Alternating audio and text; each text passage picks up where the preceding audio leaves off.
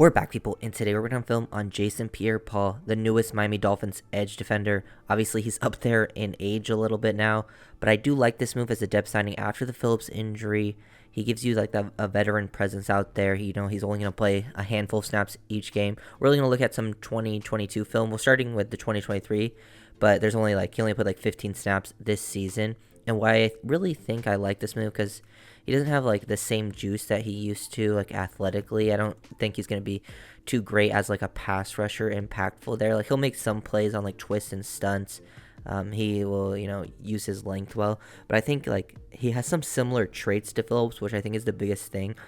Similar length and size type of thing, and he also has playmaking ability versus the run. He's very active there, which I think is important because he's quite a different player than Ogba and Van Ginkel, and so is Phillips compared to those two. So having something that can be a little more similar to Phillips, I think, helps out the squad.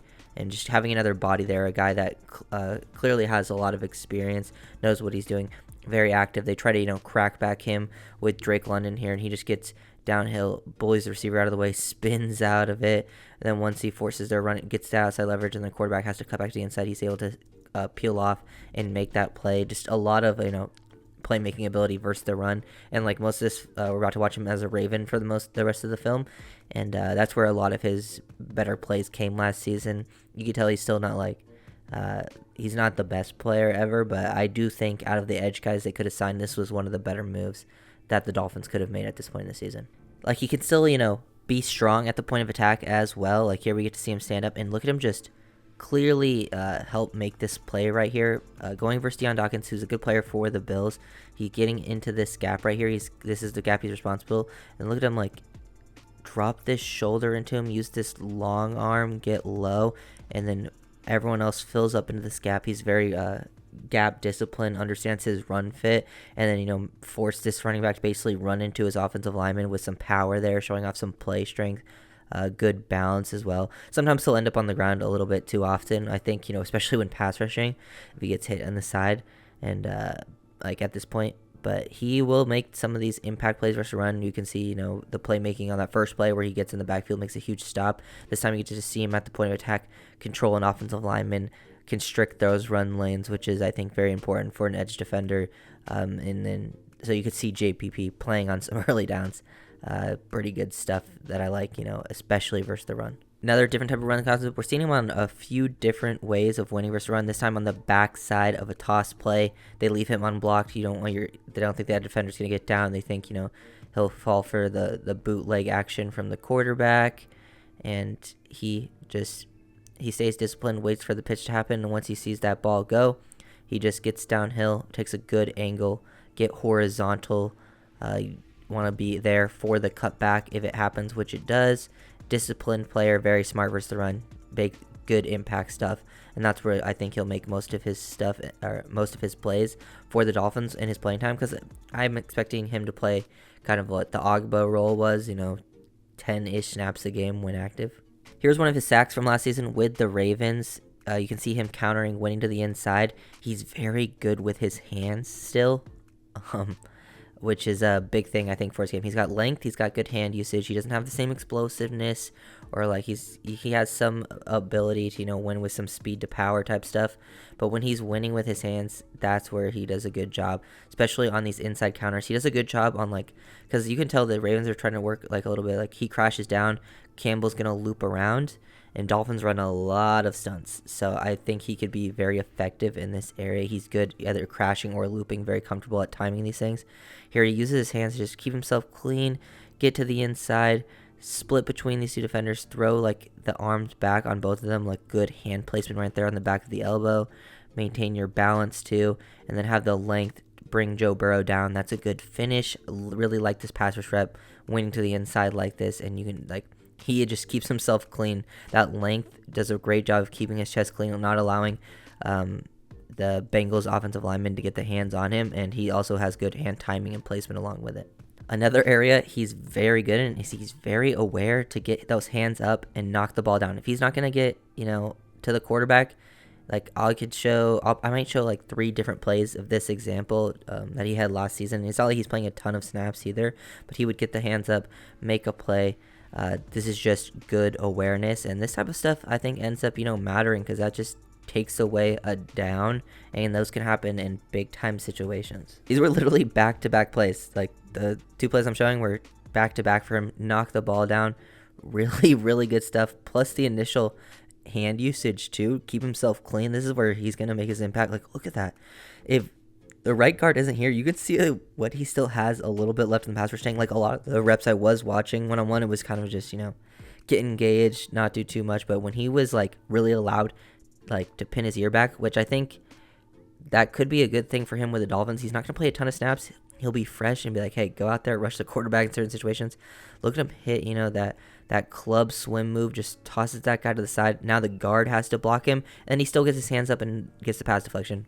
Very aware, smart player, and I think, that's why I prefer this to, like, the Derek Barnett thing, because while Barnett is still young and has some talent, he made a lot of bonehead mistakes and cost the Eagles even some games with, like, dumb roughing the passer penalties.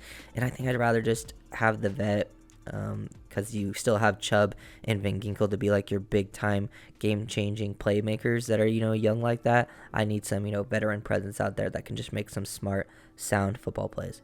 Had to show another example of him getting a pass deflection, this time being left unblocked, just understanding situations. Like right here, they're gonna slide this protection away from you, and this right tackle goes down to help to the inside. He is being left unblocked. He sees the running back leak out and not block him, so he understands that ball is probably going to come out hot and quick. Just good play recognition, really, and gets energy hype too. Love to see that. He has some, winning in his background, and I'm excited to see, what he brings to the team. Maybe a, winning mentality, help with the culture, veteran presence, which always is a bonus type thing. You got to be able to play on the football field too, but I do like the awareness I've saw just last season, so there's still definitely some ability here to at least make an impact. This is a pretty decent passer trap from JPP. They has to get the ball out. They're sliding protection to the right, then pulling the guard across to block him right here. And I do like, even if you go back, like, he switches up his footwork pre-snap. Like, this is different, like, nuanced veteran things, just switch up the footwork, things like that, how you're aligned. It can just throw offensive linemen off to do different types of things. But they pull this guard across. He meets him at the point of attack. He kind of even slips a little bit, but now gets engaged. He's low, good leverage pad level. He uses that length to keep his chest clean, and now that he does that, turn, open up that alignment, bend, get down, rip underneath, force the QB to just dump it off into the flat, get some pressure. So he was still creating some pressures last season. Wasn't like a super consistent thing, so I'm not expecting to make like a huge impact there, but I do think he can still get out there and, make enough of an impact where it will matter, at least for like a depth guy. Impact running plays. We get to see him here, standing up on the edge. We've seen, different types of things. He's, been like a 3-4 edge in some of these, hand in the dirt edge. He's got the versatility, experience to kind of do it all. I think, he'll fit fine to the Fangio system. Here we get to see his first step. He's lined head up on the tight end, but his first step is in the inside to engage the tackle right here. But he's still your force defender, so he gets engaged. He wants to avoid that double team, but now he gets back out horizontally, gets control. He's got a good base here, good length. Now he turns and opens this offensive lineman. He's in complete control of this outside edge, and now he uses that length to shed him, get to the outside, get this tackle for loss. This is just really smart veteran play. Because even though, you're thinking like, hey, I should get my first step to be to the outside here so I can really set this edge. But he wants to avoid that combo and get chipped. Like, look at this tight end. He gets that right hand to the outside. And now that guy's, gone out to the DB, boom, I'm going to get complete control back of the outside. I know I'm better than that offensive lineman. And he's just a playmaker versus the run. And I think that's an area where he was pretty similar to Jalen Phillips. A little bit of power shown here on this play, on this Calais Campbell sack, just pushing the right tackle back into the pocket right here into Mayfield. You can see he gets creates a little bit of space here. He's still low. He's like a taller edge defender too. But look at him get low and maintain your power. A lot of times when the defenders get low, it's hard for them to maintain like their speed and their power. But he's able to drive him back into Mayfield, and Mayfield has nowhere else to escape because he has the pressure up front too, and then he gets that sack. So helping create some pressure right there. JPP being involved, even though you don't get the sack, there's still things you can do to help be impactful in these type of plays just like that.